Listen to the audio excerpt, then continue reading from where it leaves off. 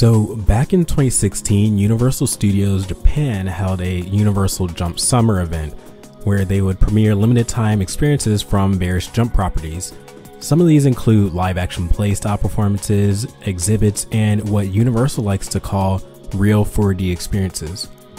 This was the first time Universal had partnered with Jump, despite the park being open in Japan since 2001, but ended up being a major success for Universal, paving the way for more anime franchises to feature in the park.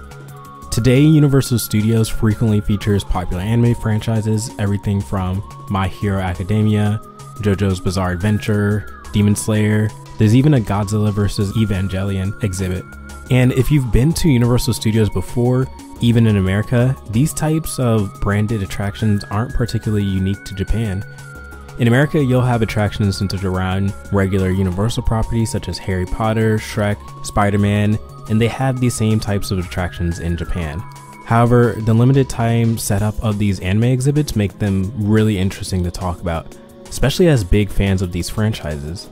However, as intellectual property of Universal, there's a very good chance we'll never see some of these attractions ever again after they're retired, and that's sad to see.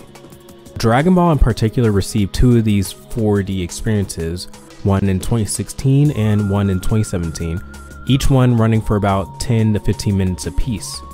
Now, what makes these 4D? The first two dimensions usually represent the screen, meaning whatever film or cinematic is being shown.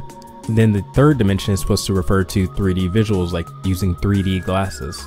Now, the fourth dimension is usually some sort of special effect external to the actual movie itself, including motion, vibration, strobe lights, rain, mist, bubbles. There's a lot of ways to make a film 4D. Back in the day, theaters even tried pushing smell as a 4D experience, but most people aren't really fans of smelling whatever concoction of odors that theater has crafted up. The first of these attractions centers around a fight between Goku and Frieza.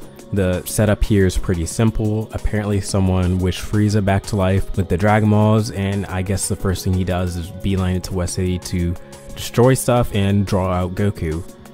It's interesting that this was released under the Dragon Ball Z name, even though Super by this point had been airing for around a year. But the Dragon Ball Z name is really strong, so in terms of attracting audiences, especially foreign tourists, sticking with the Z name makes sense.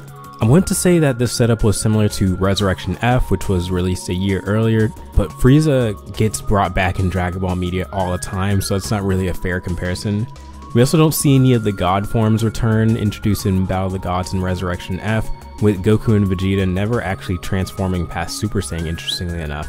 And unlike regular theaters, these attractions really encourage fan engagement and cheers.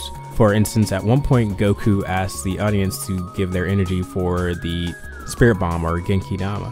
Then we move on to the 2017 The Real 4D at Super Tenkaichi Budokai attraction. And this attraction actually starts off with an original video animation with a transition to a 3D cinematic. Essentially, there's a Super World Tournament taking place in this weird special dome arena. The tournament itself is essentially a free-for-all with various different battles happening at one time.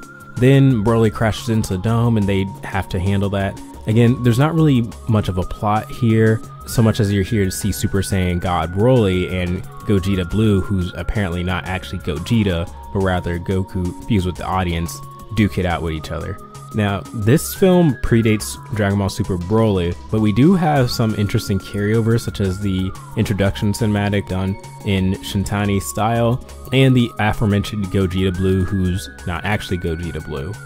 An interview with the Dragon Ball Real 4D project director Takayashi Shirai revealed that the creative focus of these shorts was to push the magnitude and scale of these battles, to make them feel powerful, which sounds moot for a Dragon Ball series given the scale of the battles in the series proper. And a YouTuber by the name of Papan01 actually made a comparison video showing off the similarities between the first Dragon Ball Real 4D film and the 2013 theatrical film Man of Steel. And where I feel like fans sometimes like to overextend the influence Superman has on Goku and Dragon Ball, I have to admit these do look like clear inspirations. And I don't see this as particularly negative. In fairness, Superman does take from Dragon Ball from time to time, as can be seen through various elements of the new My Adventures with Superman animated show. I personally feel like it'd be great to see these shorts preserved in high quality. Both of these Dragon Ball events haven't been seen at Universal for around 7 years, in part because there's specific hardware setup and configuration needed to give these the true 4D experience. Though the fact that a lot of the footage represented in the commercials and interviews here are in clean, high quality does let me know that a high quality TV ready version of these two products do exist somewhere within Universal. If they've truly retired this attraction, it'd be nice to see it included in full HD glory as an extra in a video game, like the way Plan to Eradicate the Super Saiyans was included with the PlayStation 3 and Xbox 360 game Raging Blast 2. These being 3D CGI definitely gives them an uncanny look, more akin to those game intro cinematics from the Budokai Tenkaichi games, but the actual animation and action is pretty well done. And it'd also be cool to see more of these 4D experiences in the future, especially with Dragon Ball Daima coming around the corner. Anyway, this was just a quick look at these attractions, and I recommend giving Universal Studios Japan a visit. On this channel, I typically talk about Dragon Ball, gaming, and other types of anime content, but I like to expand to other areas from time to time. If you'd like to see more videos from me, it'd help for you to like this video and subscribe to this channel. Both go a long ways in terms of motivating me to make more videos just like this. And alright, bye.